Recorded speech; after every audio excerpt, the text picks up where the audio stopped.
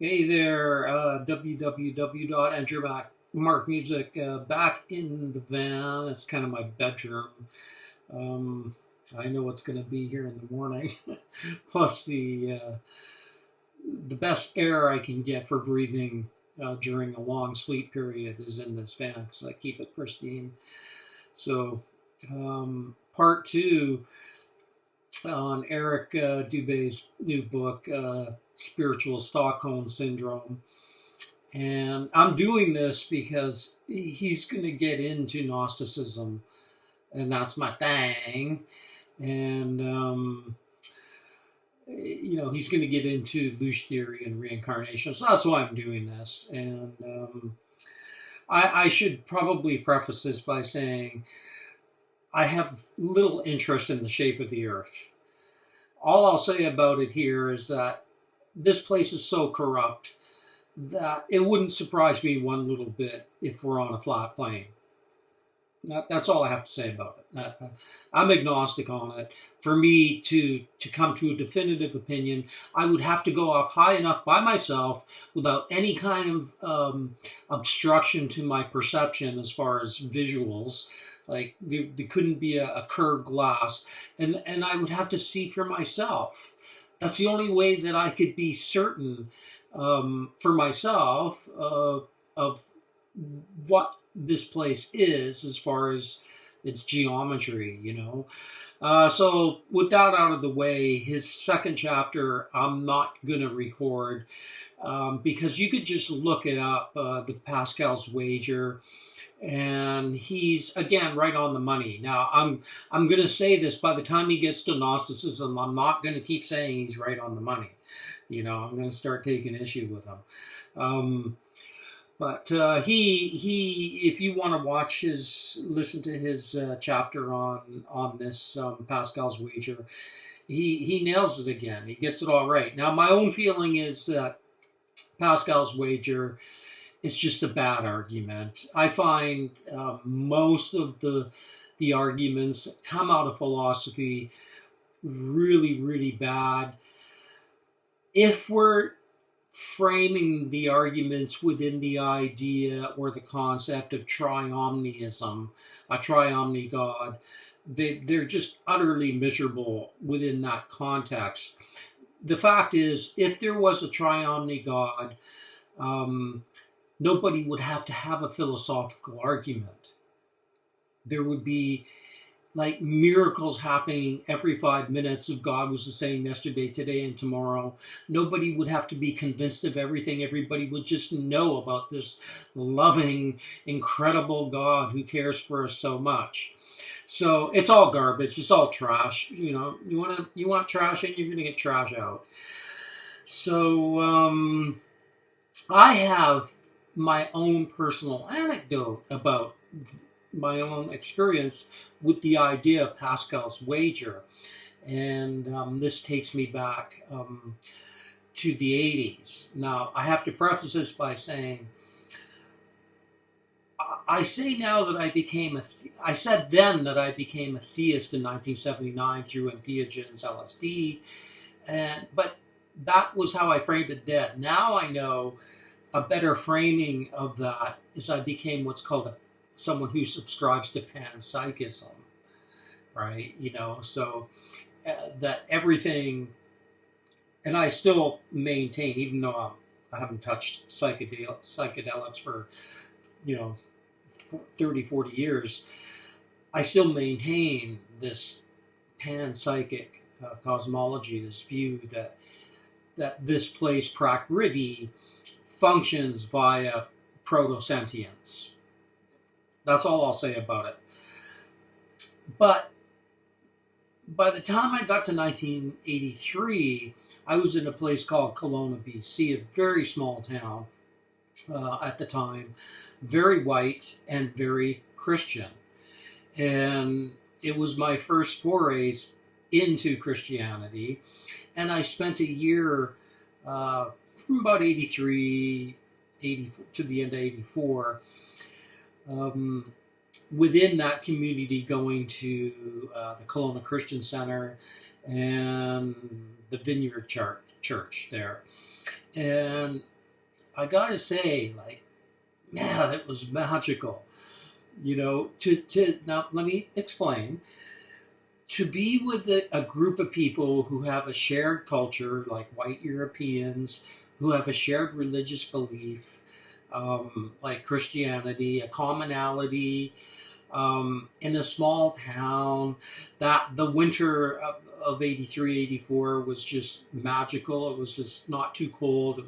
It snowed at all the right times, like at Christmas time. That Christmas with these Christians was like magical. It was just like so beautiful to be around, right? So the sense of community, the people cared for each other. It it was so two thumbs up. Now, don't get me wrong. I mean, even by that time, I understood that the economics of Kelowna, BC, today as then, sucks. Okay, it's always sucked, and it couldn't be any less Christian. It's completely evil.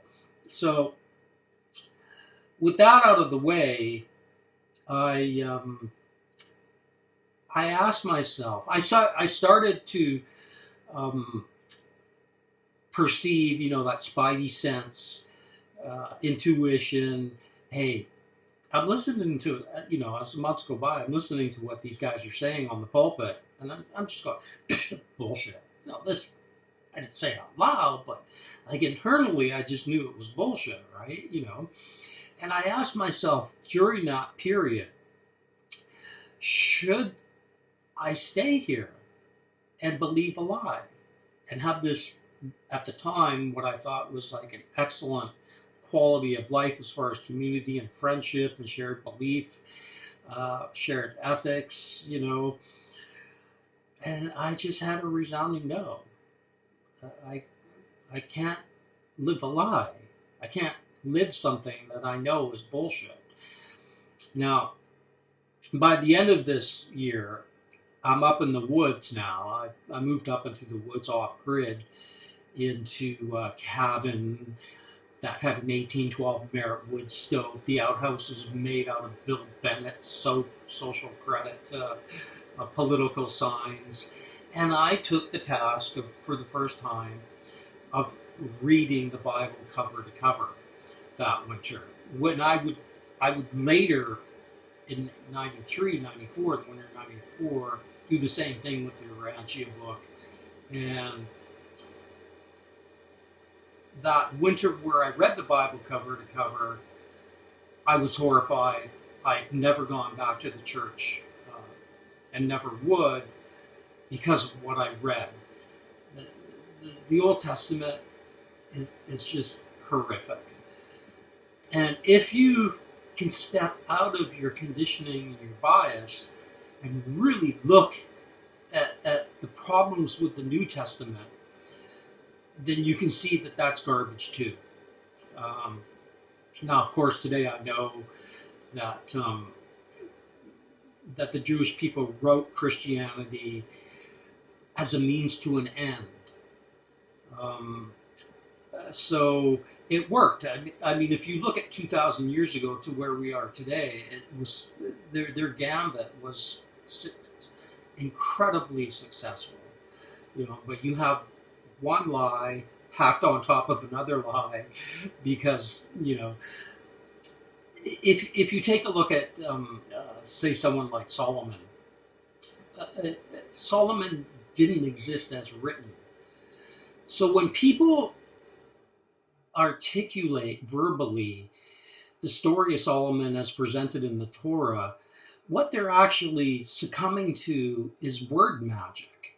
They have a spell put on them when they repeat this story like it's true, when it's actually bullshit. Or better yet, it's borrowed. The story of Solomon is borrowed from most likely Amenhotep III, who's actually, you can actually find Solomon's life story within this pharaoh. But the point being is that the egregore, or what we would call a meme today,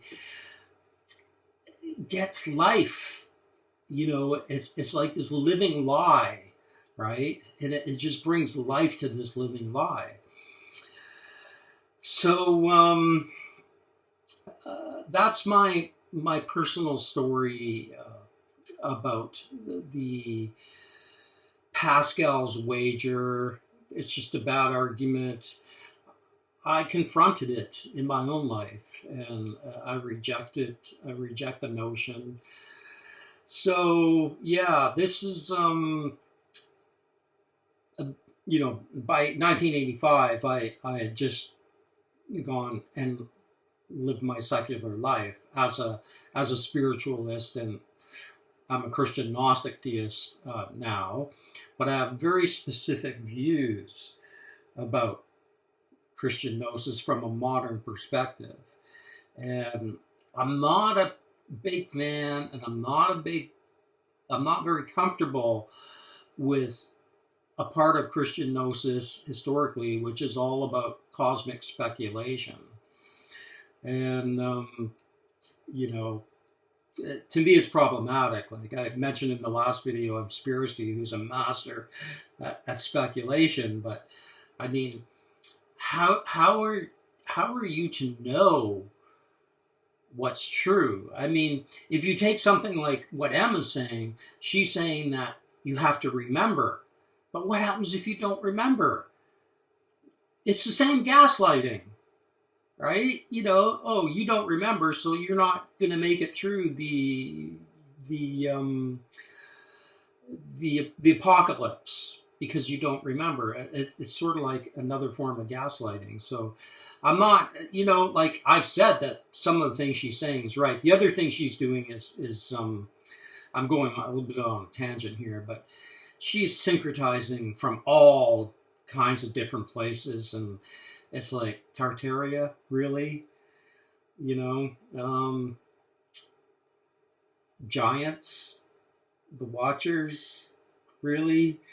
Where I have a very specific view about the Archons, and I hold a very specific view about another dimensional Earth, where the prototypes, the human spiritual prototypes, suffered, especially Eve, she suffered rape from the Archons. So I have definitive views about it that aren't syncretistic, not like syncretism is like going into a spiritual ice cream shop. No, I like that. I like this. I like this. Oh, I don't like that flavor. I'll reject that. Not my thing. So this is why I'm doing this series, because, he's going to get into Gnosticism, and that's sort of my thing. So I'm going to address it from my perspective. Anyway, www.andrewmartinmusic.com. This is a vlog on Eric Dubé's second chapter on Pascal's wager, and he nails it again in there. All right, ciao. Oh yeah, just a quick addendum here on the physics. And I just read Miles Mathis's paper on the ether, which I think everybody should do. And if I'm understanding him correctly, he's saying that the ether is to light what canvas is to a painting. In other words, a painting wouldn't exist without a canvas, and light wouldn't exist without the ether. So it's this background frame for existence. Miles can correct me on that if he likes, but that's what I took away from his paper. So what he's saying is that it is incorrect to say that the ether is a medium of light. That's what he's saying, if I'm understanding him correctly. So it's not a medium. It can be likened better to a canvas for a painting. The only way you're going to get the painting is if you have a canvas. The only thing I'll add here is in my mind, in my thinking, if I'm thinking about this background for light, that to me kind of looks like a screen, you know? And I know he's not going to like this, but that background could be a projection, right? And if that's a projection, then maybe he's being just, and I'm not promoting this, I'm just saying maybe, right? Then maybe the holographic idea isn't as bad as he's saying, and then maybe simulation isn't as bad as he's saying. Now, look, I don't know. I'm just saying that from my own intuition, as dumb as it is when it comes to science, I think Mathis is on to something here. Like that, just to me, it resonates. It makes sense. I know that's not scientific. Okay. So anyway, I just wanted to put that addendum in here because we were talking about physics there and the shape of the Earth. And I just, why not? Show Miles some love, man. Okay, ciao. Oh, yes. Just a quick note, too, on the Christian thing as far as the Jewish people creating Christianity. And what they did, in my opinion, is they created Judaism, a form of Judaism for Gentiles. You go have your Sunday. We don't want you in our Saturday synagogues. Go have your own graveyard because we don't want you in ours. And again, this was hugely successful from today's standard. I mean, it's mind-boggling how successful they were in that regard. But that doesn't change the fact that you have lie built upon lie and just a whole world of corruption here. And I'll get into Christian gnosis, my view of Christian gnosis. Some people will go, well, how can you be a Christian if you don't accept the New Testament? Well, I'm going to have to unpack that. All right. So there we go. That's the end of number 2 in this series. We'll see how it goes. Ciao again.